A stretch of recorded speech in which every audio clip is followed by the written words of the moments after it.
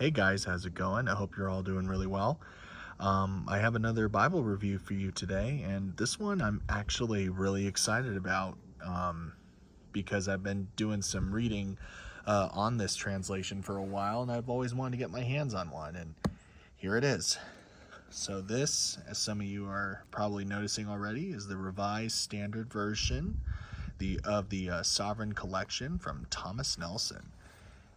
This is awesome. This is in the leather touch. This is not genuine leather, but if you were to bring this to church and show it around, I'd probably be fooled that it's genuine leather. It's very similar to the imitation leather that they used on the NIV side column reference Bible, personalize.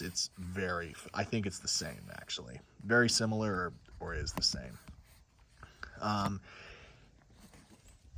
Little over an inch thick.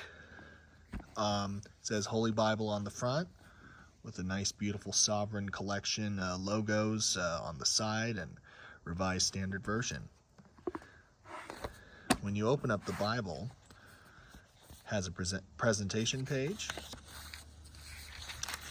We'll talk about the paper in just a second here. And as some of you already know, it is printed in India, not in China. And actually, you could tell it's kind of a different printing. It's a thicker paper. On pages where there's just not a lot of words, you're going to see a little bleed through, but really it's not that bad once you're reading it in the actual text. It has a preface to the RSV. I already read it. Thought it was pretty good.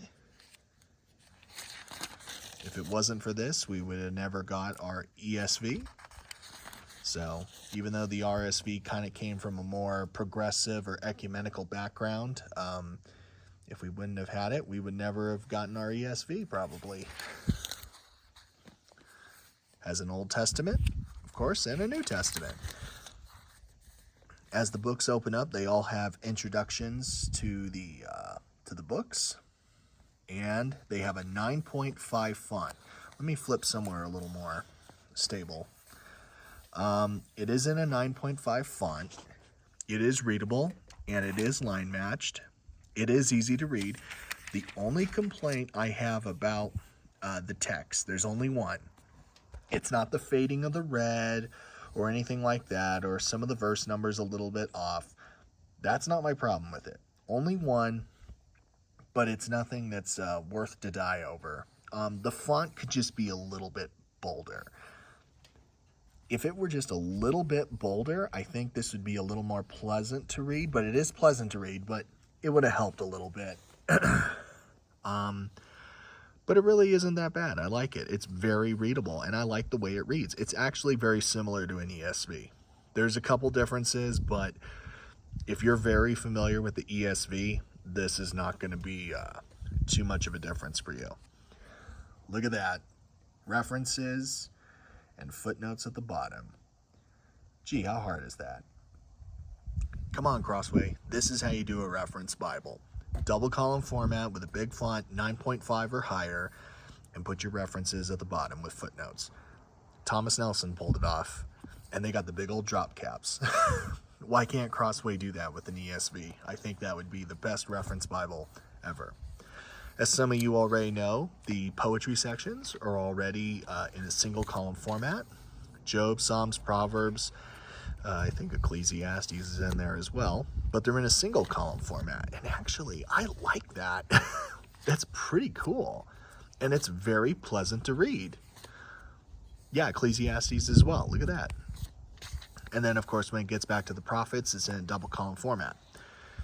New Testament, there is no red letter, which is fine.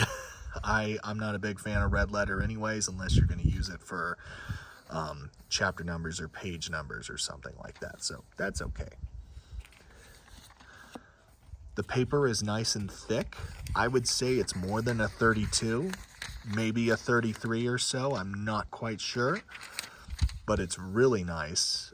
Really easy to turn the pages. They're not sticking together too much either. And then in the back of the Bible, you got some notes there. You have a little section on the miracles of Jesus and the parables of Jesus on the previous page. A Bible reading plan,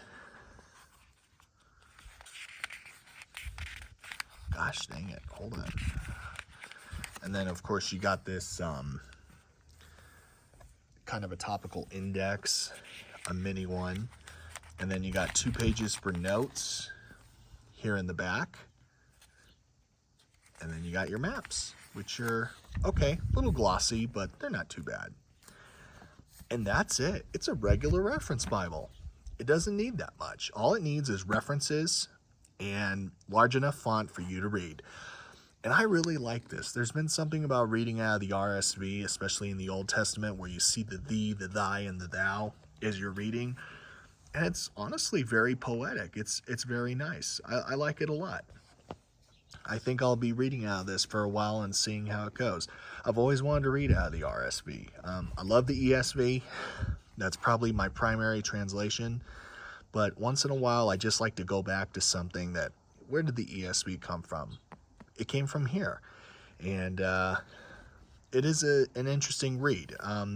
It's definitely not going to be something that most congregations, especially conservative ones, read from today, especially now that the NRSV has replaced this, and that's more in the mainline denominations and stuff. But the RSV, for the most part, is not bad. I mean, if guys like Wayne Grudem and John Piper learned a lot from this translation, I'm sure I could as well. And they're pretty solid in their theology. So there it is, guys. The Revised Standard Version from Thomas Nelson in the Sovereign Collection. This is about $30 on Amazon for the imitation leather. And it would also make a good rebind candidate if you use this Bible a lot and then it gets a little worn out. You want to take this off, get a rebound. Okay, guys, have a great day. God bless.